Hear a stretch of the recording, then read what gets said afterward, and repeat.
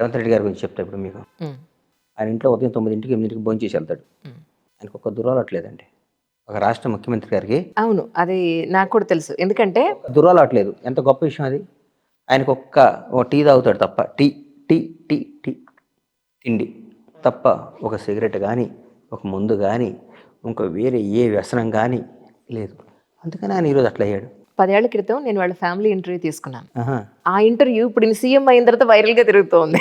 Actually వాళ్ళ ఇంటికెళ్ళి చేశాను నేనప్పుడు. ఫ్యామిలీ ఎంత బ్యూటిఫుల్ ఫ్యామిలీ అండి. Very nice family. యాహ్! ఉమ్మడి కుటుంబం చక్కగా ఉంటాడు. కష్టపడి పైకొచ్చాడు.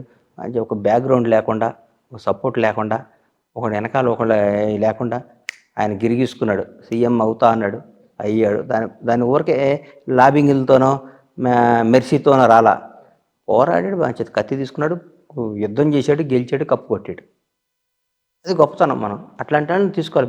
భారతదేశం మొత్తం అట్లాంటి ఉదాహరణగా చెప్పుకోవాలి. పలానా తెలంగాణ రాష్ట్రంలో ఒక రేవంత్ రెడ్డి అనే కుర్రాడు వచ్చాడు. రేవంత్ రెడ్డి గారు మామూలు ఒక చిన్న రైతు కుటుంబంలో పుట్టాడు. 7 అన్నదమ్ముల్లో పలానా వ్యక్తిగా పుట్టాడు. మామూలుగా నడుపుకుంటూ వచ్చాడు. రకరకాలుగా చేసుకుంటూ వచ్చాడు. 2 సంవత్సరాల స్పాన్ ఆఫ్ 17 ఇయర్స్‌లో ఒక మామూలుగా జెడ్పీటీసీగా స్టార్ట్ అయ్యి ఒక రాష్ట్రానికి ముఖ్యమంత్రి అయ్యాడు. Not a joke. ఇది సినిమా స్టోరీ కంటే అద్భుతం. అందుకని నేను ఆయన స్టోరీ తీయాలని చెప్పింది.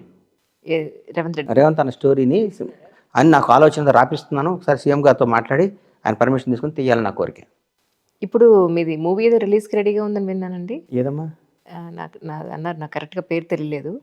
బట్ మీదొక మూవీ ఒకటి రిలీజ్ ఏం లేదమ్మా. ఏం లేదు. లేదా? రైట్. సో అంటే నేను విన్నది, నా ఒపీనియన్ కాదు. నేను విన్నది ఏంటంటే ఈ మధ్య కాలంలో బిజినెస్ పరంగా కానీ, మూవీ పరంగా కానీ కొంత మీరు నష్టపోయి ఉన్నారు అనేది ఎంతవరకు? ఏం లేదమ్మా. బ్రహ్మాండంగా ఉన్నా. పౌల్ట్రీ నేను మా అన్నయ్య కలిసి ఉన్నప్పుడు కొంచెం పౌల్ట్రీలో కొంచెం కరోనా వచ్చినప్పుడు కొద్దిగా ఇబ్బంది పడ్డాము. ఇప్పుడు చాలా బాగుంది అంత. బ్రహ్మాండంగా ఉన్నాను. బ్రహ్మాండంగా ఉన్నాను. లాస్ట్ టైము మీరు నాకు ఇచ్చిన ఇంటర్వ్యూలో ఒకటి అద్భుతమైన వర్డ్ చెప్పారు సార్. నాకు ఏ కష్టం వచ్చినా నేను ఎవరితోనూ చెప్పుకోను. ఏ ప్రాబ్లం ఉన్నా నేను నా ఇంట్లో వాళ్ళతో మాట్లాడుకుని ఆ సమస్యని నేను ఎలా దాటాలో అనేది నేను ప్లాన్ చేసుకుంటాను. ఒక మాట ఇప్పుడు కూడా చెప్తానమ్మా. సార్, నా జీవితంలో నా మనసు కష్టం వచ్చినా నా బాడీకి కానీ నా ఇంట్లో కానీ ఇప్పుడు కష్టం రాలా. నా మనసు కష్టం వస్తే నా మనసులోనే ఉంటుంది. బండ్లా గణేష్ ఎప్పుడు గెలవలా, కానీ ఎప్పుడు ఓడిపోలా. తటస్థంగా అలాగే ఉన్నారంటారు. నేను ఎప్పుడు గెలవలా, కానీ అట్లనే ఎప్పుడు ఓడిపోలా. నేను అనుకున్నవన్నీ సాధించుకుంటూ వచ్చా, కానీ నేను గెలిచానని ఇప్పుడు అనుకోవాలా. ఇంకా గెలవాలి. అట్లనే అబ్బా ఏందా అని ఓడిపోవాలి. ఇప్పుడు నేను గెలుస్తా, సాధిస్తా, అనుకున్నా ఈ తీరుతా. అంతే కదమ్మా. ఎవరికైనా చెప్తున్నా, మీరెప్పుడు ఓడిపోరు జీవితంలో. మీరెవ్వరైనా కానీ ఓడిపోరు. ఎంత చిన్నాడైనా, ఎంత చిన్న స్థాయి నుంచి వచ్చినా సరే విక్టరీ కొడతాడు. ఉదాహరణ ఇప్పుడు రాష్ట్ర ముఖ్యమంత్రి గారు. ఎవరైనా చెప్తే వింటారమ్మా? 15 ఏళ్ళ 20 ఏళ్ల ముందు ఒకడు వచ్చి ఒక పిల్లాడు వచ్చి నేను ముఖ్యమంత్రి అవుతా అంటే నమ్ముతాడా? నిజం చెప్పమ్మా. నమ్ముతారా?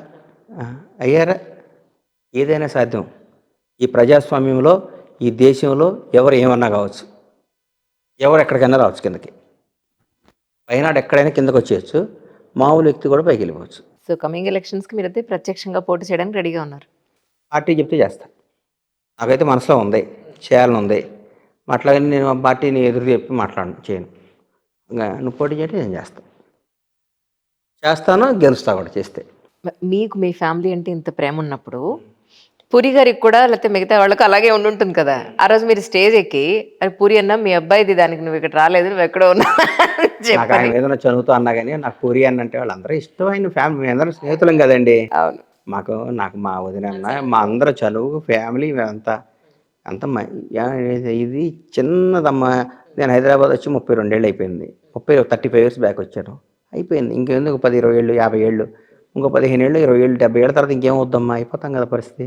10 పట్ మీద అయిపోతుంది.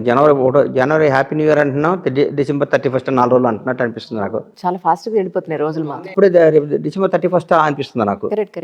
ఏంటి ఎక్కడికి వెళ్ళిపోతున్నాం మనం? జీవితం చాలా స్పీడప్ అయిపోయింది కదమ్మా. మన టైం ఉదయం లెగిస్తే టైం అసలు ఎక్కడ ఉంటుంది చెప్పండి? ఇంతకుముందు అబ్బో స్కూల్కి వెళ్ళాలి పొద్దున్నే, ఎప్పుడు సాయంత్రం వద్దురా అన్నట్లుండేది. ఇది పని ఇప్పుడు ఇప్పుడు ఎక్కడమ్మా అసలు? మనం అనుకున్న టైంకి 5 నిమిషాలు మిస్ అయిపోతే వేరే వాడు వెళ్ళిపోతాడు. ఎవరు బిజీ వాళ్ళు అయిపోయారో టైమింగ్ మెయింటైన్ చేయాలి. అన్నీ పర్ఫెక్ట్గా ఉండాలి. మనం ఎప్పుడు ట్రాక్ తప్పినా కానీ మనం మళ్ళీ ట్రాక్లో ఎక్కాలంటే చాలా కష్టం. నాకు తెలుసమ్మా, అది నాకు తెలుసు. అది ఆ, నేను ఏ నిజం చెప్తున్నా. అబ్బా! ఈ అమ్మాయి ఇసుకొచ్చేస్తుంది. ఒక 2 ఏళ్ళు సినిమా దిగకూడదు అనుకున్నాను నేను. ఆ, నిజంగా. నాకు నాకు సినిమా అంటే. నాకు ఇష్టం సినిమా అంటే. నేను పుట్టింది సినిమాల్లో. నేను ఒక చిన్న ట్రాక్ తప్పితే ట్రాక్ ఎక్కడానికి 7 ఏళ్ళు పడుతుంది. అంటే అంత స్పీడ్ అమ్మా ఇది యుగం. కొత్తోళ్ళు వచ్చేస్తారు ఎవరైనా సరే. ఎవరైనా కొత్తోళ్ళు వచ్చేస్తారు. నువ్వు ఇంటర్వ్యూ చేయలేదనుకో తల్లి, 4 రోజులు నేను రెస్ట్ తీసుకుంటాను అనుకో, ఇంకో అమ్మాయి వచ్చేస్తుంది ఇంకోటి. అంతే సార్. బండ్లా గణేష్ మాట్లాడలేదనుకో 10 మంది బండ్లా గణేష్లు వస్తారు. మీరు అదే కదా, ఇప్పుడు మీరు అదే చేశారు, నాకు తప్ప అందరికీ ఇచ్చారు కదా, మధ్యలో నేను మిమ్మల్ని టచ్ లో ఉన్నా సరే. చెప్తాను ఇంటర్వ్యూని కాదమ్మా, ఏదైనా అంత స్పీడ్ అయిపోయింది. ఇక్కడ వ్యాక్యూమ్ అనేది లేదమ్మా, ఎప్పటికప్పుడు ఫిల్ అయిపోతుంది ఇక్కడ. ఎవరైనా పోరాడాలి, పని చేయాలి, కష్టపడాలి.